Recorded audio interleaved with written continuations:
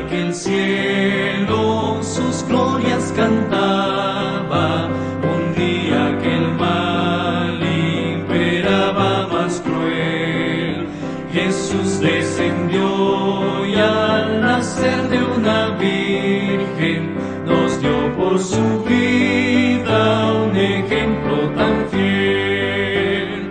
Vivo me amaba, muerto salvóme, y en el sepulcro mi mal enterró. Resucitado Él es mi justicia, un día Él viene, pues lo prometió. Un día llevaronle al monte Calvario, un día enclavaronle sobre una cruz, sufriendo dolores y pena de muerte, expiando el pecado, salvóme Jesús. Vivo me amaba, muerto salvóme, y en el sepulcro mi mal enterró. Resucitado Él es mi justicia, un día Él viene, pues lo prometió. Un día dejaron su cuerpo en el huerto, 3 días en paz reposó de dolor. Velaban los ángeles sobre el sepulcro, de mi única eterna esperanza el Señor. Vivo me amaba, muerto salvóme, y en el sepulcro mi mal enterró. Resucitado Él es mi justicia, un día Él viene, pues lo prometió. Un día la tumba ocultarle no pudo, un día el ángel la piedra quitó. Habiendo Jesús ya la muerte vencido, a estar con su Padre en su trono ascendió. Vivo me amaba, muerto salvóme, y en el sepulcro mi mal enterró.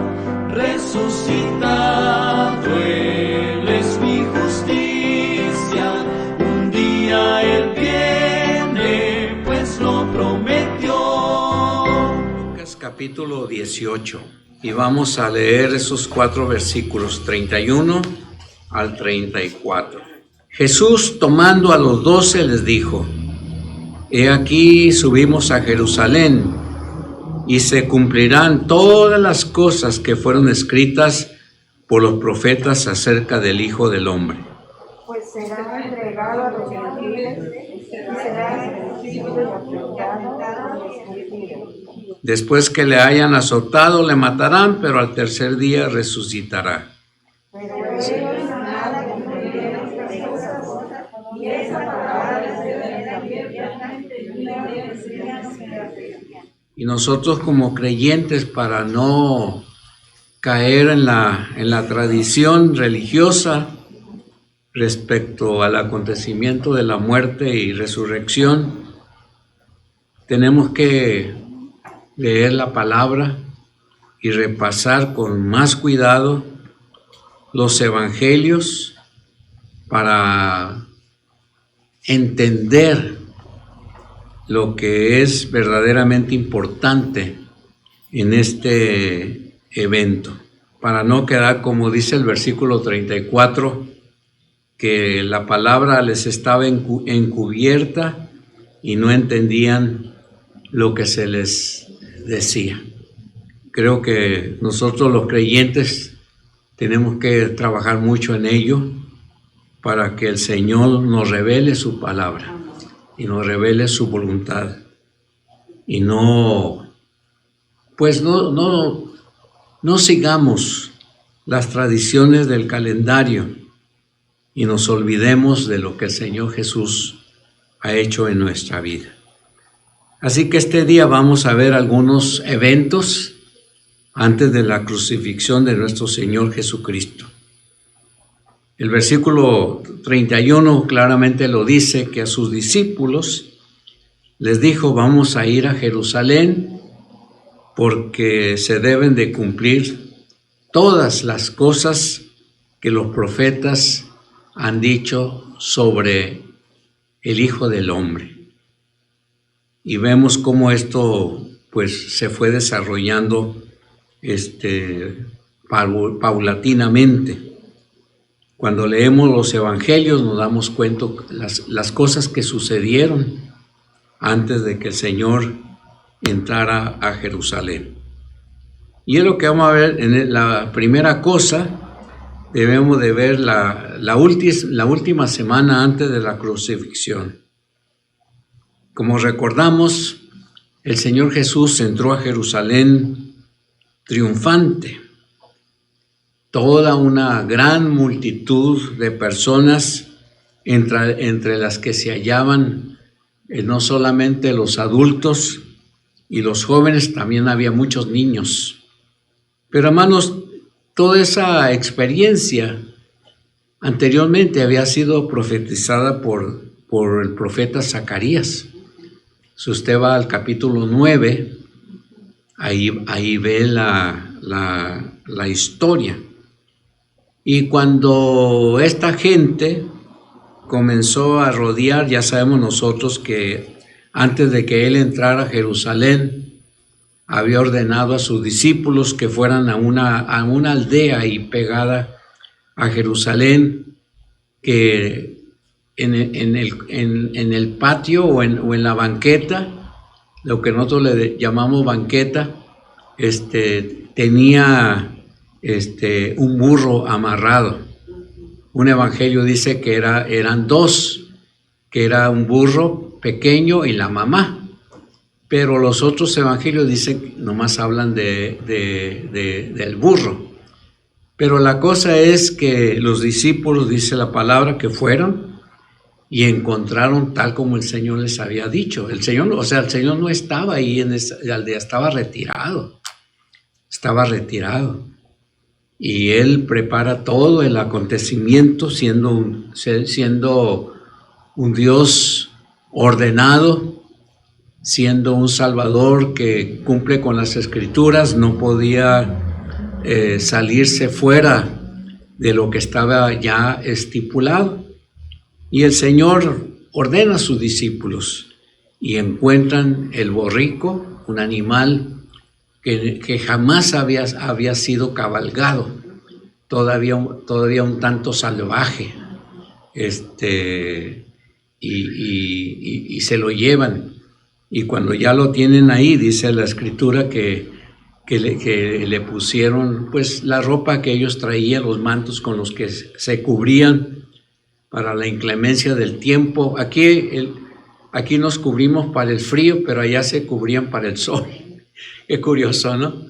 Y esto lo ponen sobre aquel borrico y suben al Señor y lo empiezan a llevar allí a Jerusalén. Otra cosa que sucede allí en Jerusalén antes de que entrara es que el Señor detuvo su camino. La gente estaba con aquella gran algarabía, entonando hosanas, recordando salmos, en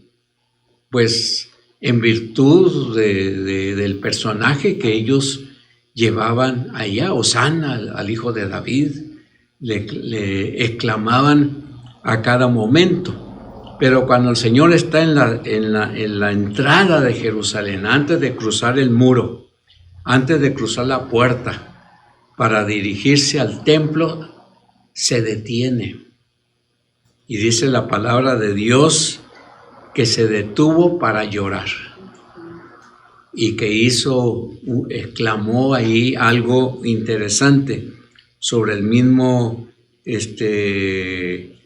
Jerusalén como una ciudad que le había rechazado. Claro, el Señor estaba hablando no tanto de la ciudad como ciudad, sino de los habitantes. ¿Y por qué?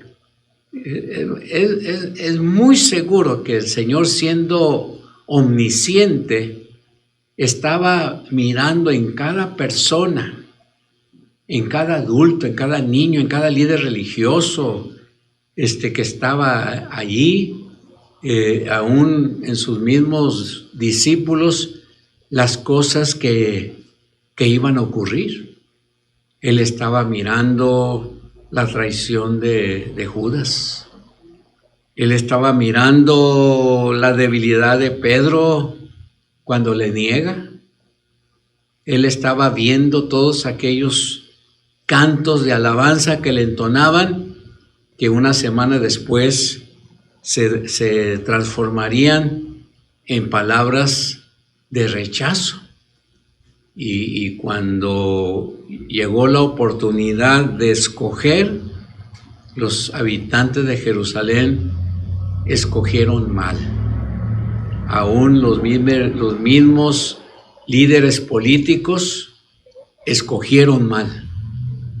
Herodes hizo un mal papel, Pilato no se diga, también hizo un mal papel. Él pudo haber guiado a sus gobernados de una manera correcta, pero podía más la política, podía más la costumbre, podía más la cultura, podía más lo que él mismo sentía, y se acuerdan que Pilato se lavó las manos y creyó que por decir que él se lavaba las manos para que toda la culpa de la muerte de aquel personaje no cayera sobre su persona, sino sobre aquellos que habían clamado por su muerte, y él se libraría.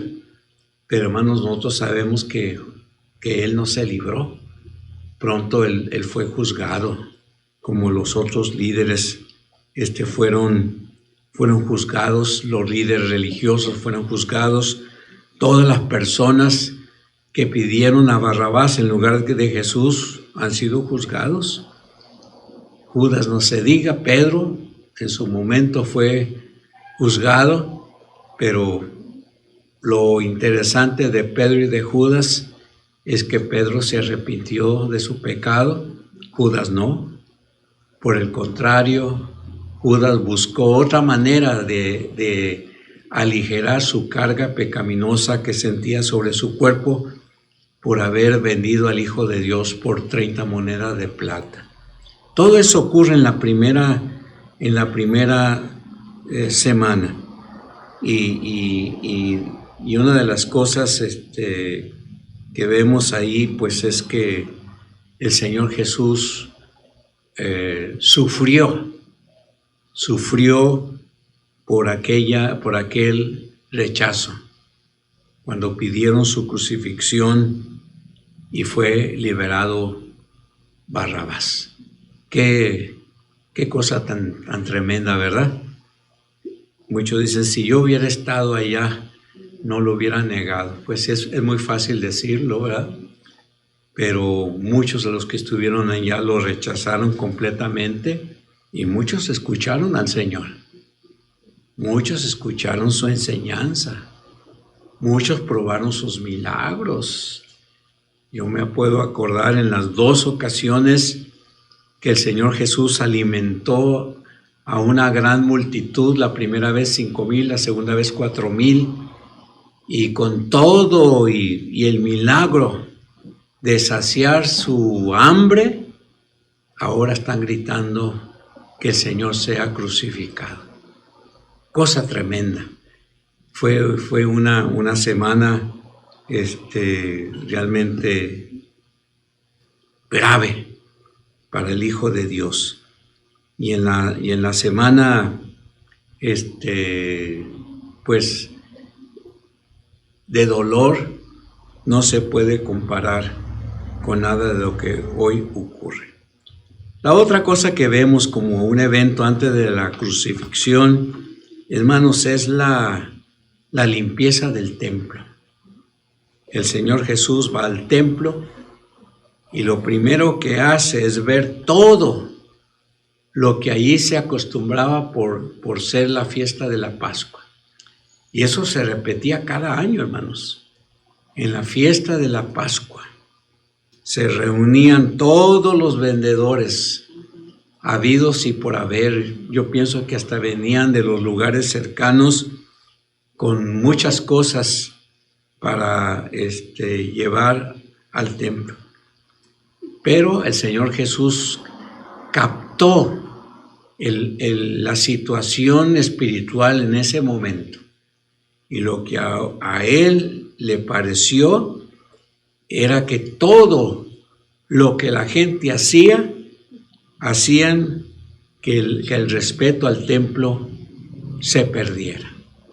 Porque para el Señor Jesús el templo era casa de oración, pero los que estaban ahí no lo veían así. Pero hermanos, en esta limpieza el Señor Jesús no pierde la cordura. Él hace exactamente lo que él tenía que hacer. Él fue muy sensato en lo que hizo. Volcó ciertamente la mesa de los cambistas, porque mucha gente venía de fuera con dinero que no era el que circulaba, y había cambiadores de dinero, casas de cambio, había en ese lugar, y como es de suponerse, pues cobraban más por lo que hacían. Además de eso, el Señor vio una gran cantidad de jaulas y cercos donde estaban las palomas y los corderos aprisionados con el ruido característico de tales animales. Así que el Señor no lo piensa tanto. Vuelca las mesas de las casas de cambio, de los cambistas de dinero, y abre las puertas de las jaulas de las palomas y los corderos y las ovejas, y las suelta para que se fueran de ese lugar. Al Señor lo único que hizo con aquella situación era hacerles ver que cambiar el objeto del templo no era lo correcto. No era correcto convertir una casa de oración dedicada para ese tiempo, durante muchos años atrás. ¿Quién no ha leído la oración de Salomón cuando construyó el templo? Bueno, fue una oración de entrega, de adoración, para darle a aquel lugar un lugar prominente como casa de oración. Bueno, el Señor Jesús les recordó lo que decía la palabra. Escrito está. Él no está diciendo, se lo estoy diciendo porque se me antoja decirlos. Se lo estoy diciendo porque vengo representando una nueva iglesia o un nuevo estilo de religión. No, Él les hace ver que lo que Él está haciendo está basado en un hecho bíblico. Escrito está, mi casa es casa de oración, pero vosotros la habéis hecho cueva de ladrones. Toda aquella algarabía estorbaba a la adoración. Porque hermanos, en la fiesta de la Pascua, la gente iba a recordar aquella historia del pasado. cuando los israelitas se les ordenó que matasen un cordero, que derramaran su sangre sobre los dinteles de las puertas, sobre los marcos de las puertas, sobre los marcos de las ventanas, para que el ángel de Jehová pasara de largo, porque el Señor les había anunciado que los primogénitos morirían en aquella noche. Y Dios, para librar a Israel, ordena que hagan aquello. Y aquella acción de primero matar un cordero, luego pintar con su sangre los marcos de las puertas y las ventanas, era una clara enseñanza de lo que el Señor Jesús haría muchos años después. Porque el Señor Jesús, hermanos, es el Cordero de Dios. Y no se nos debe de olvidar. Así que, repito que cuando Él entró en el templo, echó fuera a todos los que tenían un negocio, les recordó que era casa de oración y se retiró de ahí. Sin embargo, la tercera cosa que vemos como un evento más que ocurrió allí antes de la crucifixión fue el enfrentamiento con los sacerdotes. Dice en el capítulo 20 de Lucas, versículo 1 al 3, dice: aconteció un día que estando Jesús enseñando al pueblo en el templo y anunciando el evangelio, se le acercaron los principales sacerdotes y los escribas con los ancianos y le hablaron diciendo: dinos, ¿con qué autoridad haces estas cosas? ¿O quién es el que te dio autoridad? Algo que me llama la atención en este evento, hermanos. Durante una semana antes de que el Señor Jesús fuese crucificado, el Señor siguió haciendo lo que Él tenía que hacer. En este caso, enseñar la palabra. Aunque Él ya tenía en mente que en unos días más Él sería rechazado y sería crucificado e iba a morir, no dejó de enseñar la palabra. Esto nos ayuda a pensar, hermanos, que nuestras enfermedades o problemas que a veces padecemos, no debemos de dejar de predicar la palabra. No debemos de dejar de enseñar la palabra. La palabra de Dios debe ser para nosotros la cosa más importante que tenemos en nuestra mano. Por esa razón debemos de estar listos para hablar de Jesús. Y hay que luchar porque las palabras que decimos sean las correctas, sean las palabras que Dios aprueba, no poner cosas nuestras, sino solamente lo que Dios nos indique. Pero los sacerdotes en realidad no estaban interesados en saber lo que el Señor predicaba. Lo que a ellos les importaba saber era por qué el Señor Jesús había corrido a los cambistas. Es probable que en esta semana muchos de ellos no estaban en el templo. Otros a lo mejor se escondían lejos de ahí. A lo mejor en las puertas principales del templo. No sabemos qué era lo que había pasado. Pero los sacerdotes seguían estando molestos. Y esa razón que buscaban, el Señor no se las iba a contestar. Porque, hermanos, al Señor nadie le puede pedir cuentas. Nosotros no podemos pedirles cuentas por qué está haciendo lo que está haciendo, por qué está permitiendo lo que está permitiendo, aún en estos días. Porque todo lo que está ocurriendo es por su permiso, hermanos. No es porque no usamos cubrebocas. Es por el permiso de Dios, porque Él quiere dar una gran lección a la humanidad, pero sobre todo a sus hijos. A sus hijos, a enseñarnos que Dios es soberano.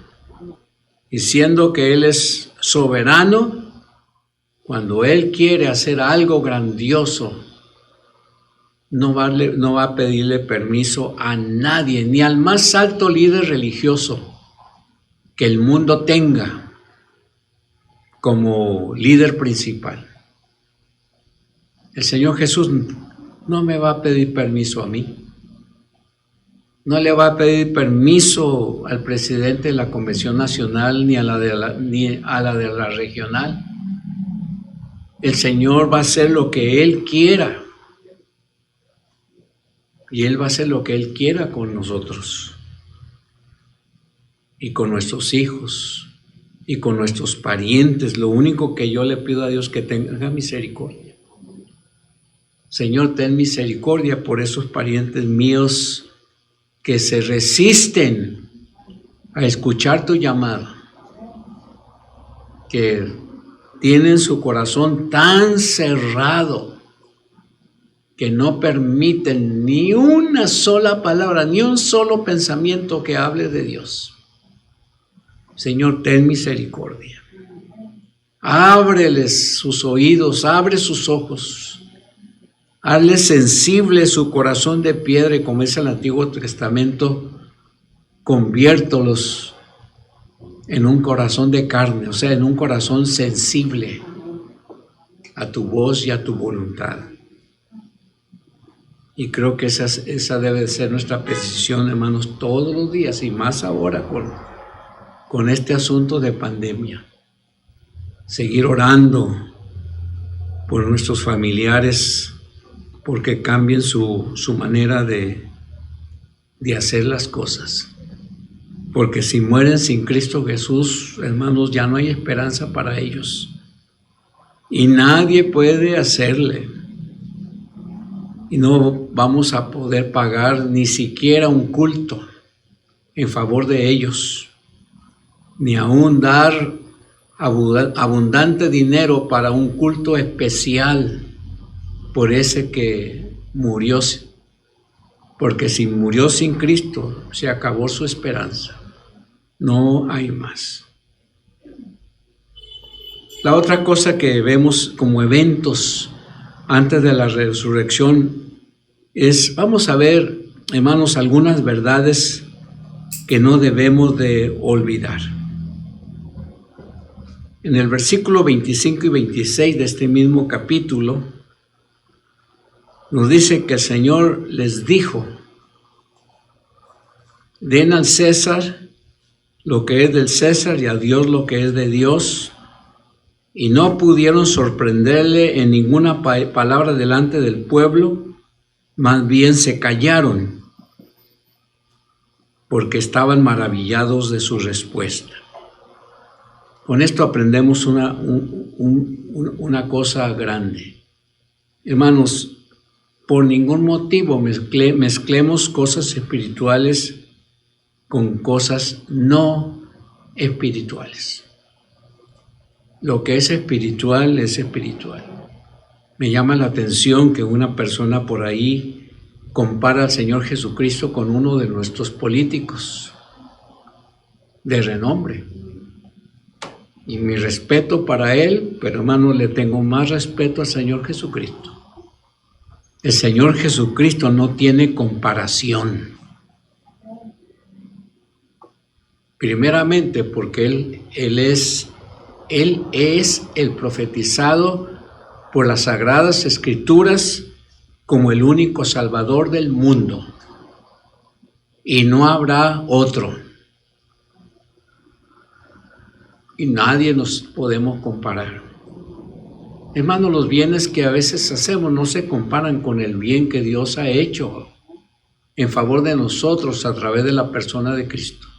Podemos dar $1,000,000 a la caridad, a las personas necesitadas, y eso no nos acercará 1 centímetro, ni 1 centímetro al reino de Dios. Por eso no debemos de mezclar cosas espirituales. El Señor Jesucristo es Dios. ¿Cómo comparar a un político con Dios? No puede ser. Es hasta irrespetuoso. Es herético. La otra cosa que no debemos de olvidar, no malinterpretemos las cosas que son espirituales. Si no debemos mezclar las cosas espirituales con las que no son, o sea, hacemos una división y decir esto es espiritual, esto no lo es. Aún lo que es espiritual no se deben de malinterpretar. En el versículo 27 al 33 se acercaron algunos de los saduceos que niegan que haya resurrección. Y le preguntaron diciendo, Maestro, Moisés nos escribió, si el hermano de alguno muere dejando mujer, y él no deja hijos, su hermano tome la mujer y levante descendencia a su hermano. Había pues 7 hermanos. El primero tomó mujer y murió sin dejar hijos. También el segundo la tomó y la tomó el tercero, y de la misma manera todos los 7 y todos murieron sin tener hijos. Por último, también murió la mujer. Señor, en la resurrección, puesto que los 7 la tuvieron por mujer, ¿de cuál de ellos será mujer? O sea, ¿de cuál de ellos será la esposa? Es lo que dice aquí. Las cosas que son del Espíritu son del Espíritu. Y no debemos de pensar, ¿cómo va a ser nuestra vida? Hay muchas personas que han enviudado, tanto hombres como mujeres. Hay unos que se vuelven a casar, otros no. Permanecen solteros. No podemos nosotros decir, bueno, Señor, ¿y en el cielo? ¿A cuál de los dos la va a tener como esposa? Y el Señor dice una gran verdad, que en aquel día no será como hoy. No habrá casamiento, no habrá bodas, no habrá noviazgos. Porque, hermanos, nuestra estancia en el cielo supera toda expectativa humana que hubiésemos tenido mientras estuvimos aquí. Y aquí es donde tenemos la respuesta sabia del Señor. Versículo 34 y 35. Respondiendo, Jesús le dijo, los hijos de este mundo se casan y se dan en casamiento, pero los que son tenidos por dignos de alcanzar aquel mundo venidero y la resurrección de los muertos, no se casan ni se dan en casamiento. Que Dios nos ayude a entender las cosas. En esa última semana del Señor Jesús, el Señor Jesús pone cuidado en la enseñanza correcta. Ni siquiera espiritualiza, entre comillas, lo que Él va a hacer en la cruz del Calvario. Él simplemente dice va a ocurrir y punto. No da más detalles. Otra cosa que ocurre antes de la resurrección, que en la enseñanza que Él da en estas verdades que no debemos de olvidar, hermano, no es malo ofrendar mucho ni ofrendar poco. Me llama la atención que Jesús nunca perdió su objetivo de ministerio, aun cuando sabía que eran sus últimos momentos, y sigue dando lecciones de valor a sus discípulos. No cabe duda, lo que hace la diferencia es la actitud del corazón. Por eso esto lo destaca y pone cuidado de una mujer viuda que echó todo lo que tenía, dice Lucas 21, 3 y 4. Entonces dijo, de cierto os digo que esta viuda pobre echó más que todos, porque todos estos de su abundancia echaron a las ofrendas, pero esta de su pobreza echó todo el sustento que tenía. Por eso decimos, no es malo ofrendar, hermanos. No es malo. A veces la gente nos critica porque ofrendamos. No es malo. Y si no ofrendamos tampoco es malo. Al final de cuentas, a quien le vamos a rendir cuentas algún día es al mismo Señor. Por eso no nos debemos de olvidar. Otra verdad que no debemos de olvidar, y el Señor la consideró antes de partir de este mundo. En Lucas capítulo 21, 7 y 8, el Señor Jesús habló una vez más de su segunda venida. Entonces le preguntaron diciendo, Maestro, ¿cuándo será esto? ¿Qué señal habrá cuando estas cosas estén por suceder? Y él les dijo, miren, que no seáis engañados, porque vendrán muchos en mi nombre diciendo, yo soy, y el tiempo está cerca, no vayáis en pos de ellos. No hay que pensar en lo que tenemos hoy en día, hermanos. No hay que pensar tanto en nuestros logros y en nuestras ganancias. Los predicadores modernos hablan mucho de sus logros y de sus ganancias. Nosotros no tenemos que hacerlo. Lo único en donde podemos pasar tiempo pensando es que el mundo va a terminar algún día. Nos guste o no nos guste, algún día va a terminar. No sabemos cómo. Los científicos se quiebran la cabeza y nos dan un montón de razones. Una noticia nueva de esta semana es que los científicos dicen que nos estamos acabando el oxígeno y que un día este oxígeno se acabará. Y en la Biblia no dice nada de eso, pero para el Señor la cosa más importante hoy en día no es si la pandemia será controlada algún día, porque ya nos anunciaron una tercera oleada y hay mucha gente asustada. La segunda venida va a marcar este punto final en la historia. Hermanos, cuando Cristo venga, todo lo que este mundo haya hecho, todo lo que este mundo haya fabricado, perderá su significado. Todo lo que el mundo ha inventado dejará de ser prioritario. Nuestras computadoras y teléfonos inteligentes dejarán de ser lo más importante en la vida. Y un evento más que ocurre antes de la venida de Cristo Jesús es la institución de la Santa Cena. En Lucas capítulo 22, allí está la historia. Me llama mucho la atención que Cristo está más preocupado por la fe depositada en Él que otras cosas. Por eso Él instituyó la cena, que dice la Escritura que un día la habremos de tomar de nuevo en aquel día. Y Él lo hizo para que recordemos siempre su sacrificio. Aún, hermanos, cuando estemos con Él en la eternidad, estaremos recordando el sacrificio de Cristo. Y lo estaremos recordando con mucha gratitud a Dios y estaremos alabando su nombre.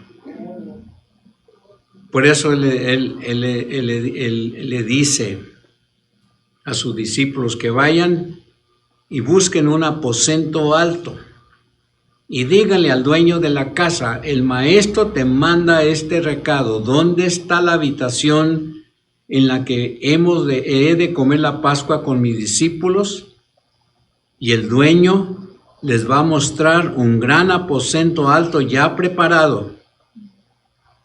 Esperen allí. Y así sucedió.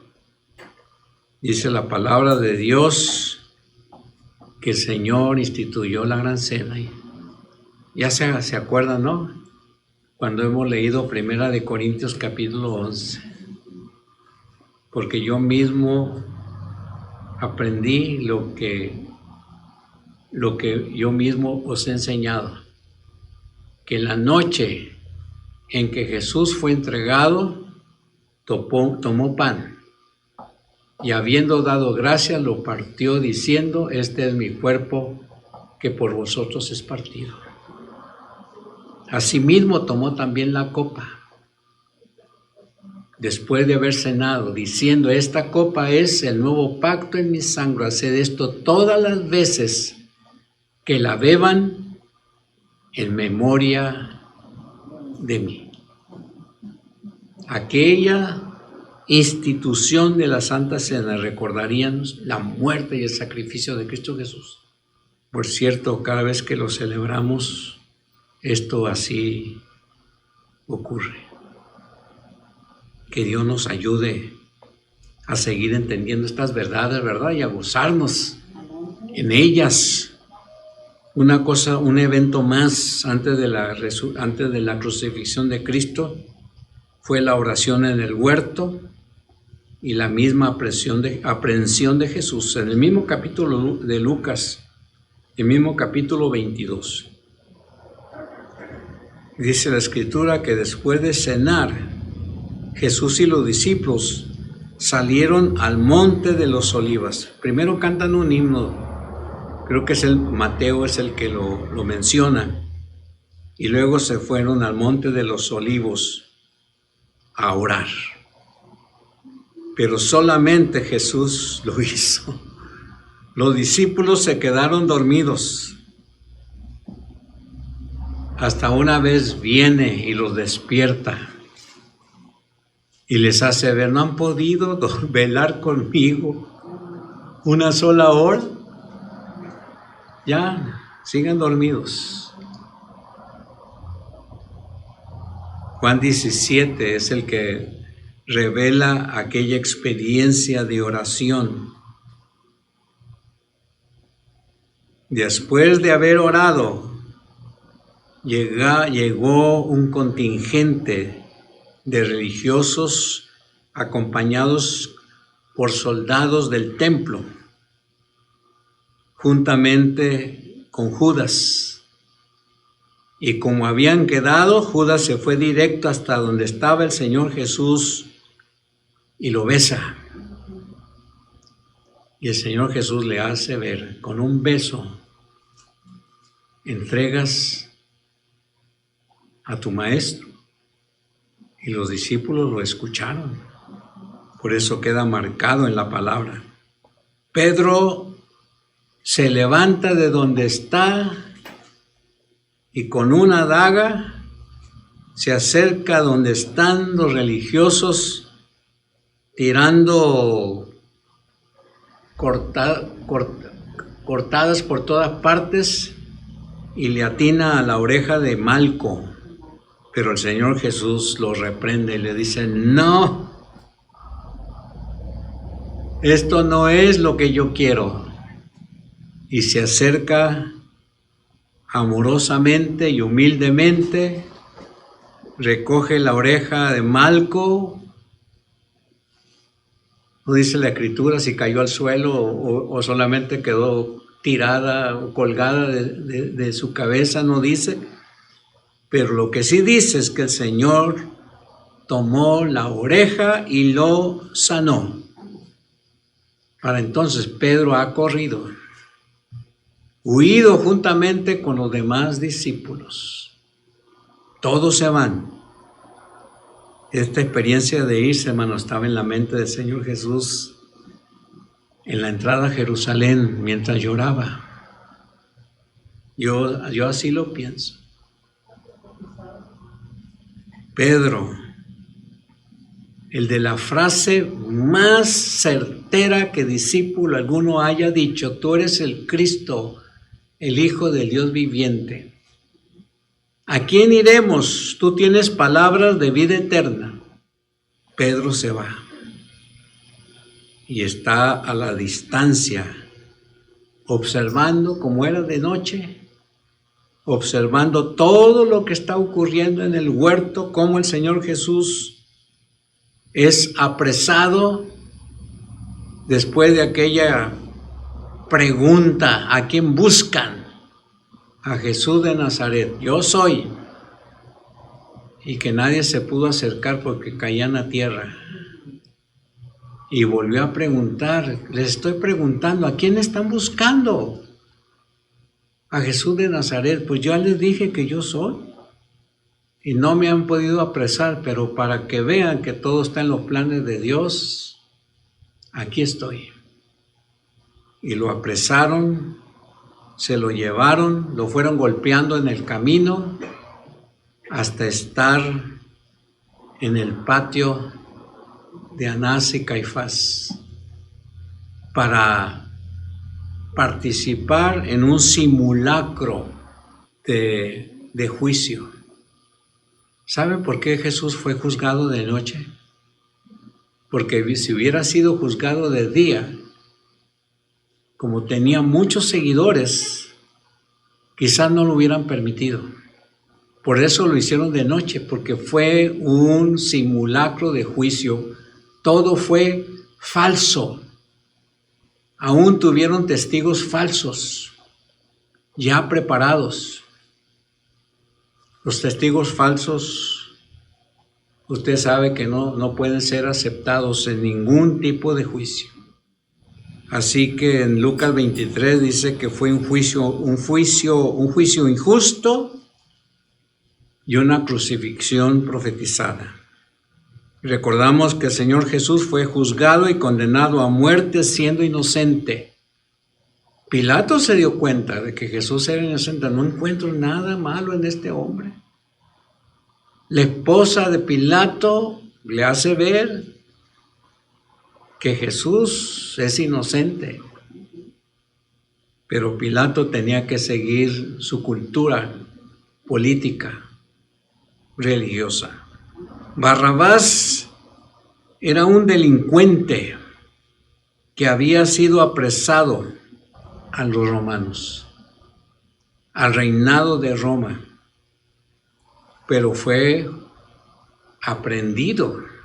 Así que en aquella última semana se les da una oportunidad al pueblo de escoger. Los mismos que dijeron: Hosana, Hosana al Hijo de David, los mismos fueron los que dijeron: crucifícalos. Danos a Barrabás, crucifícalo. Así que el Señor, cuando murió, tomó el lugar de Barrabás también. El Señor dijo antes de morir: Padre, perdónalos porque no saben lo que hacen.